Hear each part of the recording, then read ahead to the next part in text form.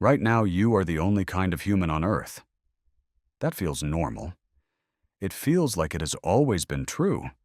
But for the vast majority of human history, it wasn't. For hundreds of thousands of years, multiple species of human walked this planet at the same time. They had fire, they had tools, they buried their dead. Some of them carved jewelry and mixed pigments and created art. Some of them had brains larger than yours. They were not primitive. They were not failed experiments. They were people, different kinds of people. And then, one by one, they disappeared, until we were the only ones left. And the question of what happened to them, what we did to them, or what the world did to them, is one of the most unsettling open questions in all of science. Let's start with the one you've heard of. Neanderthals. For most of the 20th century, the cultural image of a Neanderthal was a hunched, grunting brute, barely human, a stepping stone on the way to us. That image was almost entirely wrong. Neanderthals lived across Europe and Western Asia for roughly 300,000 years. Their brains were on average slightly larger than ours. They made and used complex tools, including hafted spears, composite adhesives made from birch tar, and stone-tipped weapons that required multiple steps of preparation and planning. They hunted large prey cooperatively. They controlled fire. They cared for their injured and elderly, as evidenced by skeletons showing healed injuries that would have required months of assistance to survive. They buried their dead with apparent intention, sometimes with flowers or ochre, suggesting some form of ritual or belief.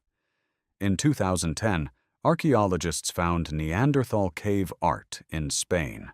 Geometric shapes painted in red ochre on cave walls, dated to at least 65,000 years ago, which is more than 20,000 years before modern humans arrived in Europe. Neanderthals were not on their way to becoming us. They were already something real and complex and culturally active, and they were gone by around 40,000 years ago, within roughly 5,000 to 10,000 years of modern humans arriving in Europe. But Neanderthals were not the only others. In 2008, in the Denisova cave in Siberia, archaeologists found a single finger bone, just a fragment of a pinky finger from a young girl who had died tens of thousands of years ago. When scientists extracted and sequenced the DNA from that bone, they found something that didn't match Neanderthals and didn't match modern humans. It was a previously completely unknown species of human. They named them Denisovans. We know almost nothing about what they looked like. We have only a handful of bones, but their DNA tells us they lived across a vast territory stretching from Siberia to Southeast Asia. They interbred with Neanderthals, and they interbred with modern humans. Aboriginal Australians and people from Papua New Guinea carry up to 6% Denisovan DNA in their genomes today. 6% of an entire human species that we only discovered from a single finger bone. There may have been other species too. In 2004, on the Indonesian island of Flores, scientists discovered the bones of a tiny human species just over 3 feet tall. Homo floresiensis. They had been living on that island for hundreds of thousands of years. They made tools. They hunted cooperatively. They were gone by around 50,000 years ago. In the Philippines, scientists announced a new human species in 2019, Homo luzonensis, known from just a handful of teeth and foot bones.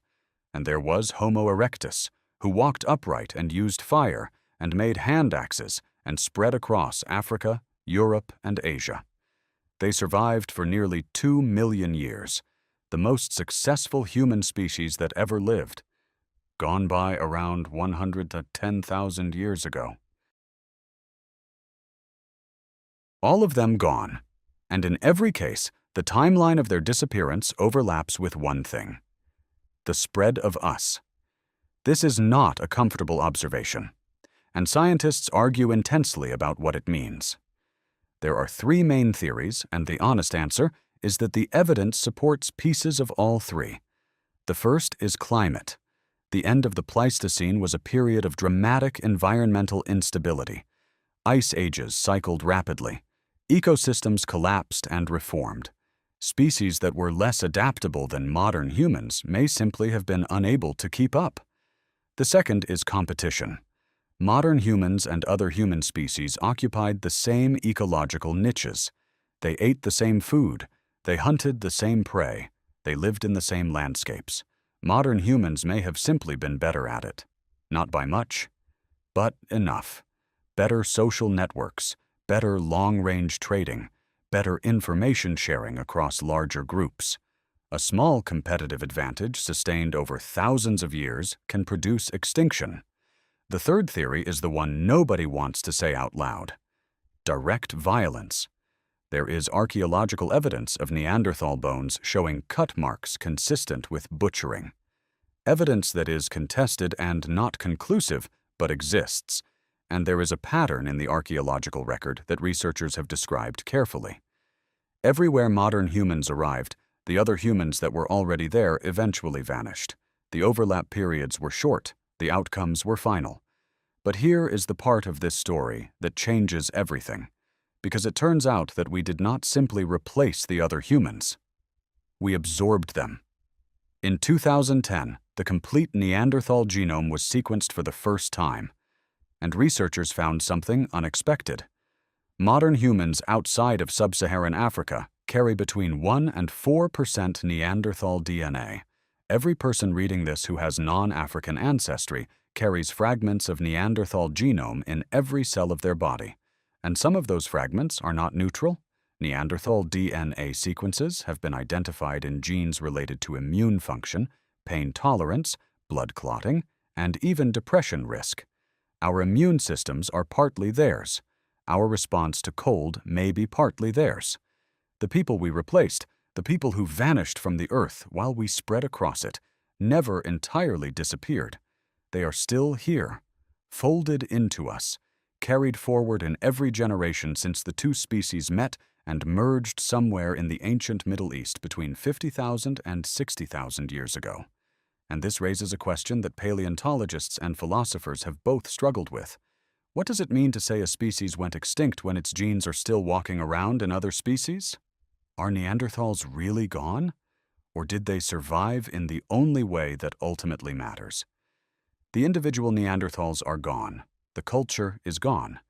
The language, whatever it was, is gone. Whatever they believed about the world, whatever stories they told, whatever they thought about when they lay awake in their caves, all of that is gone completely. But the biological information, the genetic solutions they evolved over 300,000 years of surviving the worst that Ice Age Europe could produce, that survived, tucked inside us, still doing its job. We are the last humans. That is a strange thing to be. For most of our species' existence, humanity was plural. There were different kinds of people with different histories and different capabilities spread across the world.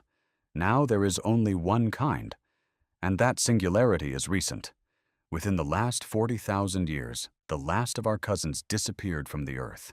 We have no way of knowing what we lost when we lost them, what knowledge died with Homo floresiensis on that island, what Neanderthal understanding of the world, built across 300,000 years, went silent when the last of them were gone. What the Denisovans knew about surviving at altitude that we have never had to learn because we carry their genes for it.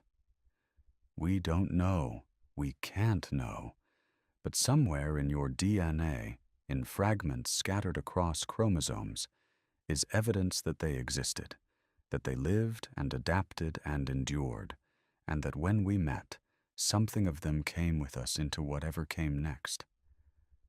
You are not just modern human. You are the sum of every human that came before.